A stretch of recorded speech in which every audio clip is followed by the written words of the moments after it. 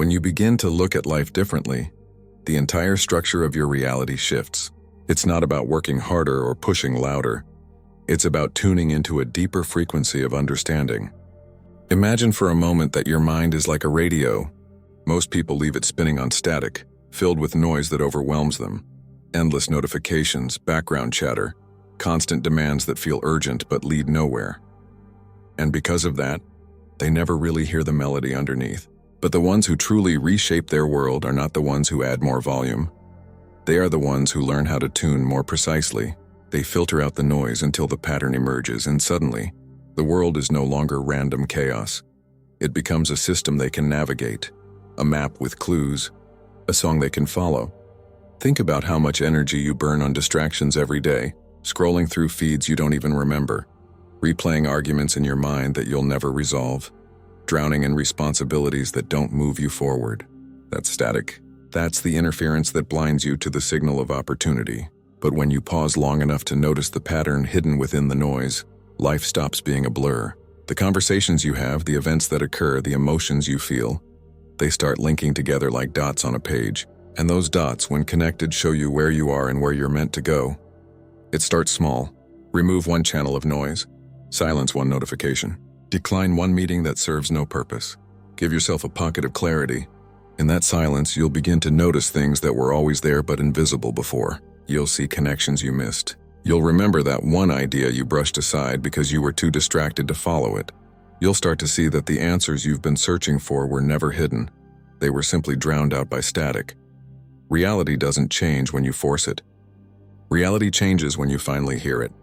Just like an astronomer pointing a telescope into the sky, at first all they see is darkness. But by filtering, adjusting, tuning, they suddenly catch the faint glow of a star that was there the whole time. That's what happens when you learn to tune your own attention. What once felt like randomness reveals its structure. What once felt overwhelming reveals its rhythm. And once you recognize the rhythm, you can move with it. This isn't about escaping the noise forever. That's impossible. The world will always produce static, but it is about learning how to carry with you an inner instrument, a way of listening that cuts through chaos. It's about keeping a simple practice. Whether it's 10 minutes of reflection at the end of each day or 1 moment of stillness before you begin your work. Those small practices train your ear, sharpen your perception, and remind you that the signal is always there, waiting for you. And when you learn to tune into that signal consistently, your world stops being a series of random accidents. You begin to anticipate opportunities. You recognize when to act, when to pause, and when to move forward with certainty. The frequency of understanding is not a rare gift, it is a skill. And once you master it, reality itself begins to shift in your favor. Curiosity is one of the most powerful forces you possess, but most people waste it. They treat curiosity like a fleeting spark, interesting for a moment, then gone as quickly as it arrived. But if you know how to hold on to it, sharpen it, and turn it into something concrete, it transforms from a vague feeling into a compass that guides your life. Curiosity is not just about asking questions. It is about asking the right questions in the right way, until the fog that surrounds your path begins to clear. Think about the moments when you've been curious. Maybe you wondered how something worked, or why people acted a certain way, or why some succeed while others fall short. That spark is valuable, but on its own it's incomplete. The real shift comes when you take that raw curiosity and discipline it. Instead of just asking why, ask what specific piece of this puzzle can I test today? Curiosity without direction is wandering. Curiosity with structure is discovery. The difference is clarity. Clarity doesn't fall from the sky. It's built step by step, question by question, experiment by experiment. Imagine trying to navigate through a thick fog. If you rush blindly, you stumble. If you stand still, nothing changes. But if you take slow, deliberate steps, each one reveals a little more of the path ahead. That's how curiosity turns into clarity. It rewards steady exploration, not frantic searching. And here's the truth. Clarity is a weapon in a world full of noise. Most people are drowning in opinions, distractions, and half-answers. They confuse activity with progress, motion with meaning. But the one who has clarity stands apart because clarity brings focus, and focus brings results. When you know exactly what you're chasing, you stop scattering your energy in 100 directions. You aim at the target that matters and you hit it with precision. So how do you move from curiosity to clarity? You start by refining your questions. Instead of asking, "How do I succeed?" you ask, What one change can I make today that will move me forward with the least resistance? That question is sharp, practical, and testable. Then you take action. Not massive, overwhelming action, but small, intentional steps that give you feedback. Each step teaches you something new, and with every lesson the fog thins. It's like focusing a camera lens. At first everything is blurry, but as you adjust, small details come into view. Soon the entire picture sharpens and what once seemed confusing becomes obvious. That's what clarity feels like. And when you reach that point, you make decisions with confidence because you're no longer guessing. You're seeing. Curiosity is the beginning. Clarity is the reward. Together they turn the unknown into possibility. And once you learn how to channel them, you'll realize that confusion was never your enemy. It was simply the starting line. The world doesn't belong to the one who knows everything. It belongs to the one who stays curious, sharpens the question, and finds clarity where others only see fog. Every problem you face has a hidden trap, and that trap is the way you frame the question. Most people remain stuck not because the problem is unsolvable, but because they are asking it in the wrong way. They keep pounding at a locked door, never realizing there's an open window just around the corner. The moment you reframe the question, you change the shape of the universe you're trying to solve, and solutions that once seemed invisible suddenly appear in plain sight. Think about it. The quality of your answers will always depend on the quality of your questions. If you ask small, limiting questions, you'll receive small, limiting answers. If you ask vague questions, you'll receive vague answers. But when you shift the question, when you dare to flip it, stretch it, or compress it, you begin to see dimensions of the problem that you were blind to before. It's not the world that changes. It's your angle of approach that opens new doors. Imagine someone struggling in business asking, "Why don't people buy from me?" That question points them toward frustration, blame, and excuses. But reframe it to, "What small change would make it impossible for people to ignore my product?" Suddenly, the mind looks for innovation instead of reasons to quit. Or think about someone stuck in their career asking, "Why can't I get promoted?" That's a powerless question. Reframe it to, "What value can I add that no one else is adding?" And instantly the brain starts seeking opportunities to stand out. Same situation, but a completely different universe of answers. Reframing is about breaking the illusion that the problem is fixed. Often we carry hidden assumptions that box us in. We believe time is scarce, resources are limited, or outcomes are already determined. But when you reframe, you challenge those assumptions. You ask the opposite question. What if the obstacle wasn't there? Or what if the very thing I fear became the advantage? That single mental flip can turn the heaviest wall into a stepping stone. History is filled with breakthroughs that came not from more effort, but from a better framed question. Scientists who once asked, "How do we build a stronger candle?" reframed it to, "How do we produce light without a flame?" That shift gave birth to the light bulb. Reframing doesn't just change answers, it rewrites entire possibilities. When you find yourself stuck, don't double down on the same angle. Step back. Ask yourself, what am I really trying to solve? What assumption am I making that doesn't have to be true? What's the opposite of the question I keep asking? And most importantly, what would this look like if it were easy? Those reframed questions don't just lead to answers, they lead to breakthroughs. Your power isn't in having all the answers. It's in daring to ask the questions that change the game. The universe of possibilities you live in is determined not by what you face, but by how you frame what you face. Change the question, and you change the world you're solving for. The greatest breakthroughs in human history often began not in a laboratory filled with expensive equipment, but in the mind of someone daring enough to imagine. A thought experiment is not idle daydreaming. It is a tool, a practical instrument as real as any piece of technology. The difference is that instead of wires and metal, it uses imagination and logic. When you learn to wield it, you can explore possibilities, test ideas, and uncover truths long before they manifest in the physical world. Think about it. Every invention, every innovation, every leap forward started first as a vision. The airplane was once just a mental picture of human beings flying. The smartphone existed in imagination before it existed in your hand. The ability to construct scenarios in your mind, run them forward, stretch them to extremes, and watch what happens is a superpower most people overlook. They call it fantasy and dismiss it, when in reality, it is rehearsal for the future. Here's the power of thought experiments. They allow you to fail safely, To test without consequence, to explore the limits of what could be. You can ask, what if gravity didn't exist? And suddenly uncover new insights about how objects behave. You can wonder, what if time moved differently for two people? And begin unraveling the mysteries of relativity. And you don't need millions of dollars or a laboratory. You only need the courage to imagine boldly and think rigorously. But it doesn't end with science. You can apply thought experiments to your life, your goals, your struggles. If you're hesitating on a decision, run the timeline forward in your mind. Ask him, if I take this path, where will I be in 5 years? What about 10? Then reverse it. If I don't act, what will my life look like in 5 years, in 10? Suddenly, what felt confusing becomes clear because you see the consequences play out in advance.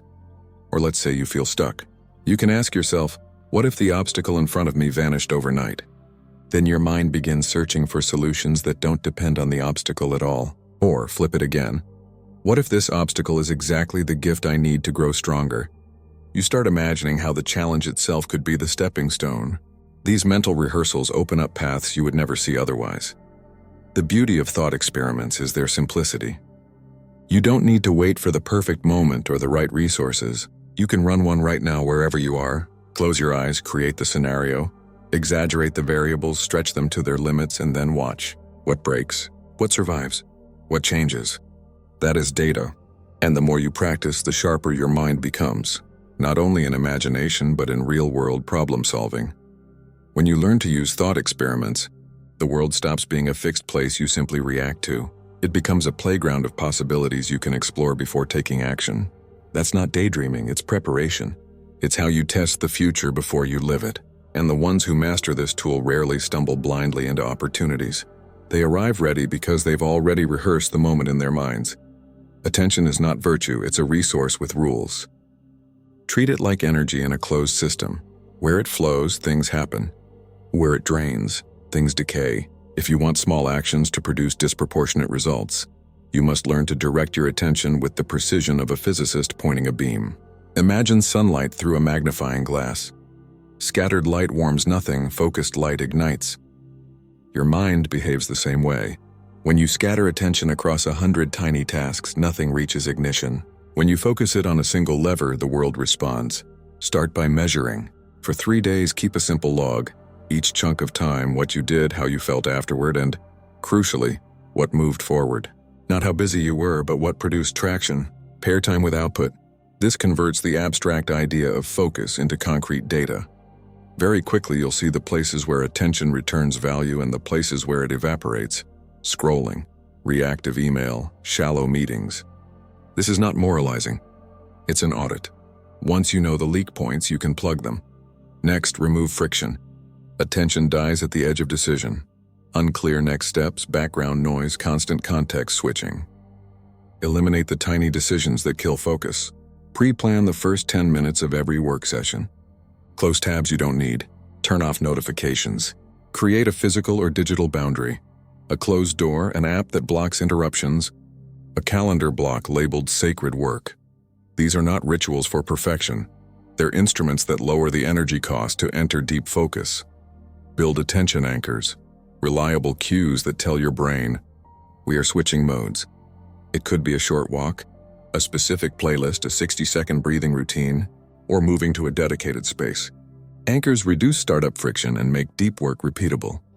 Combine anchors with micro sprints, 45 minutes of concentrated work, then 10 minutes to rest and record what moved. Small repeated bursts compound. They transform scattered effort into exponential progress. Treat attention like an investment portfolio. Allocate high-value slots to the work that matters most, morning or whatever your peak time is. Then protect them fiercely. Reinvest gains. Attention you reclaim from distractions should be redirected to high-leverage thinking, reframing problems, designing experiments, mentoring someone, or creating an essential variable that shifts the system. Don't fritter the saved energy on low-return activities. Create a feedback loop. End every focus session with 2 lines: what moved forward and the next smallest action that advances it. This reduces startup time for the next session and creates a visible chain of progress. Over weeks, these chains become momentum. Your calendar becomes a ledger of compounding attention, and accomplishment accumulates like interest. Finally, Accept that attention is finite and protect it with boundaries and humility. Say no more often and say yes with intention. Use constraints to compel creativity and force choice. Remember, attention isn't a moral test, it's a tool. Master it, and the distant becomes near. The small becomes large, and the possibilities you once mistook for chance start to feel like cause. Where your energy goes, your reality grows. Complexity is seductive. It makes us feel productive because we're moving in every direction at once, juggling dozens of priorities, chasing endless options. But complexity is also camouflage. It hides the one lever that actually matters. The truth is, exponential progress rarely comes from doing more. It comes from finding the essential variable and doubling down on it. The moment you strip away the noise and isolate the signal, your small efforts stop scattering and start compounding. That is the real power of simplicity. Think of a master lock with 50 tumblers. You can twist and spin forever, trying to align every detail, or you can find the one number that matters most and the whole mechanism opens. In life, most of what we obsess over are tumblers that don't matter. The essential variable is the one number that unlocks the door.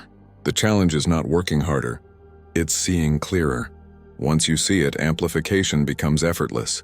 Here's a 5-step method you can apply anywhere: business, relationships, personal growth, even health. Step 1. Inventory. Write down everything you're doing that you believe contributes to progress. No filter. Every project, every task, every obligation. Put it all in front of you. Most people never confront the sheer weight of their activity. Step 2. Elimination. Cross out what obviously doesn't move the needle. Be ruthless. If it drains energy but never produces return, cut it. If it matters to someone else's agenda but not to your purpose, cut it. Every elimination frees energy. Step 3. Identification. Of what remains, ask, if I could only keep one action which has the highest leverage? That is your essential variable. It's often not the most complex thing, it's the most direct. For a business, it might be generating one quality lead. For health, it might be daily sleep. For creativity, it might be protecting a 2-hour block of focus. Step 4. Magnification. Once the variable is identified, design your day around it. Automate or delegate everything else where possible. Build rituals that protect and expand that one effort. Track it daily. The more energy you concentrate here, the more disproportionate your results. Step 5. Iteration. Life shifts, systems evolve. Every few months, run the method again. New complexity creeps in. Distractions disguise themselves as obligations. Reset, re-isolate, and re-amplify. This keeps your trajectory sharp instead of bloated. When you simplify, you regain clarity. And when you amplify the essential, the small begins to feel miraculous. Suddenly, you're no longer exhausted from carrying 100 tasks forward an inch. You're energized because you've pushed one lever that moved the entire system a mile. The greatest breakthroughs, scientific, personal, financial, did not come from adding layers of complexity. They came from isolating the variable that mattered most and magnifying its effect. That's how small efforts produce exponential change. Simplicity is not reduction, it's precision. And in a world drowning in noise, precision is power. Most people treat uncertainty like a threat. They want guarantees, maps, and answers before they dare to move. But uncertainty is not a void to fear, it is raw material waiting to be shaped. Every discovery in history began as uncertainty. Every invention, every leap forward was born in the uncomfortable space of, I don't know. The difference between those who stagnate and those who advance is how they handle not knowing. When you learn to embrace uncertainty, it stops paralyzing you and starts empowering you. Think of uncertainty as clay. On its own, it's formless. But once you engage with it, probe it, test it, and shape it, it becomes a vessel. Fearful minds let the clay harden untouched. Courageous minds press into it, mold it, and create something new. That is the power of uncertainty. It is potential energy, but only if you're willing to engage it. So how do you turn ignorance into direction? You follow a simple process. Probe, measure, iterate, and convert. Probe. Start by asking bold questions. Don't wait for certainty before moving forward. Move forward with the question itself. Explorers set sail not because they knew the edges of the map, but because they didn't. Probing is action disguised as curiosity. When you ask, what happens if, you create openings for knowledge. Measure. Once you've probed, gather the signals. What shifted? What patterns emerged? Measurement turns blind exploration into insight. You don't need perfect metrics, just feedback. If you're building a business, measure customer response. If you're improving health, track energy, not just weight. If you're writing, pay attention to what resonates with readers. Feedback turns uncertainty into data. Iterate. Based on the signals, adjust. This is where most people quit. They expect the first probe to be the answer. But progress lives in iteration. Test, learn, adjust, repeat. Each loop converts a sliver of uncertainty into usable knowledge. What once felt like chaos becomes a series of small experiments, each moving you closer to clarity. Convert. Over time, uncertainty becomes direction. The unknown narrows, possibilities crystallize, and you discover what works. What began as fog turns into a path. And because you engaged uncertainty instead of avoiding it, you now possess knowledge that others lack. That is competitive advantage, born not from knowing more at the start, but from being willing to not know and still move forward. When you embrace uncertainty, you stop needing guarantees. You realize that clarity is not a prerequisite for progress. It is a result of progress. Every step into the unknown sharpens your vision. And the people who achieve extraordinary things are not the ones who waited for perfect light. They're the ones who walked into the dark with a torch and built the map as they went. Uncertainty will always exist. The choice is whether you let it cage you or fuel you. If you treat it as paralysis, you remain stuck. But if you treat it as raw material, you transform ignorance into discovery, doubt into data, and fear into forward motion. That is the alchemy of not knowing. It becomes power the moment you decide to use it. Destiny is not carved by a single bold act or a sudden burst of inspiration. It is shaped in rhythm, steady, deliberate, intelligent persistence. Boldness without steadiness is just noise, a loud start, a flash of energy that quickly burns out. Steadiness without curiosity is blind repetition, the hamster wheel of effort without direction. But when you combine boldness with steadiness, curiosity with rhythm, you discover the tempo that transforms raw intention into living reality. Think of a river carving a canyon. It is not violent force, but gentle persistence, water flowing day after day, that reshapes the earth itself. The river does not stop when it meets rock. It adjusts, it curves, it adapts, and in time it leaves its mark. That is how life responds to gentle persistence. Each act may seem small, almost invisible, but over time the repetition compounds and the landscape of your reality changes. The secret is not in doing more, but in doing deliberately. One small act aligned with purpose, repeated consistently, carries more weight than 100 bursts of unfocused energy. A daily page written becomes a book. A daily conversation becomes a relationship. A daily push-up becomes strength. The rhythm is what matters. The beat of repetition that signals to your life, this is who I am becoming. But persistence without correction is stubbornness. That's why the rhythm must include intelligent adjustment. You try, you observe, you adjust. Like a musician tuning an instrument, you refine as you play. The act is small, but the feedback shapes the next step. This is how persistence avoids becoming mechanical. It stays alive, adaptive, and intelligent. Here's the beauty. When you act with gentle persistence, resistance loses its grip. Grand challenges shrink because you've broken them into smaller strokes of effort. Fear quiets because you no longer need to conquer everything at once, only today's rhythm. And procrastination dissolves because the task is no longer monumental. It's simply the next beat in your ongoing tempo. Destiny is not decided in dramatic moments. It is accumulated in quiet consistency. The world often glorifies the big leap, the sudden breakthrough, the overnight success. But beneath every breakthrough lies years of persistence rhythmically applied. The overnight success is simply the day the world noticed what persistence had been building all along. So adopt the rhythm, bold enough to start, steady enough to endure, curious enough to adjust, persistent enough to continue. This is not about grinding yourself into exhaustion. It's about aligning your life to a beat that compounds gently, powerfully, invisibly, until one day you wake up and realize you've created what once seemed impossible. The destiny you desire will not arrive through force or impatience. It will be shaped like the canyon, day by day, drop by drop, action by action. Boldness will begin it, rhythm will sustain it, and gentle persistence will complete it. That is the music that turns intention into reality. We live in a culture addicted to display. Likes, followers, applause, recognition. These have become the counterfeit metrics of worth. But here's the truth.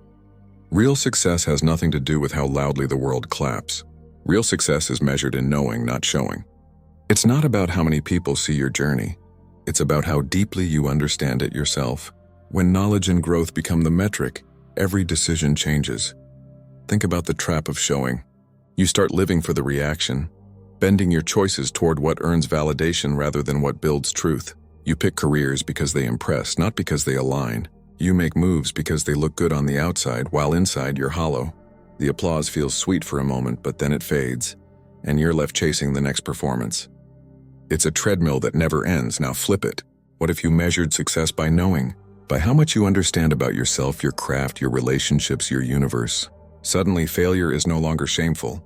It's informative. Every misstep becomes a data point. Every obstacle becomes an experiment. You are no longer trapped in performance. You are engaged in discovery.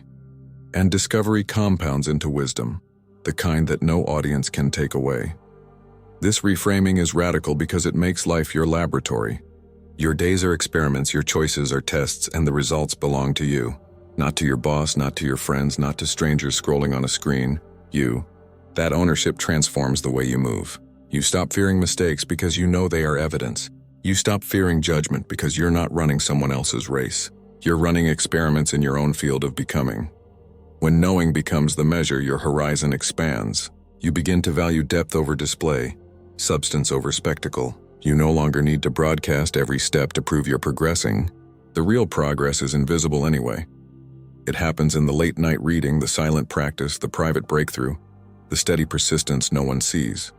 And when the results finally do emerge, they are undeniable because they were forged in authenticity, not for applause. This is where freedom lives. You stop being enslaved to the opinions of others. You stop bending to the algorithm of popularity.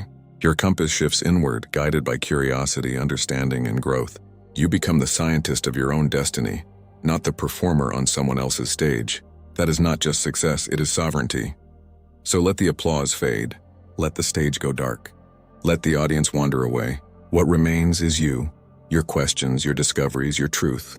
That is the only measure that matters. And when you live by knowing over showing, your life becomes more than a performance. It becomes an authentic experiment, an unfolding story that belongs entirely to you. That is real success. Not applause you borrow, but wisdom you own.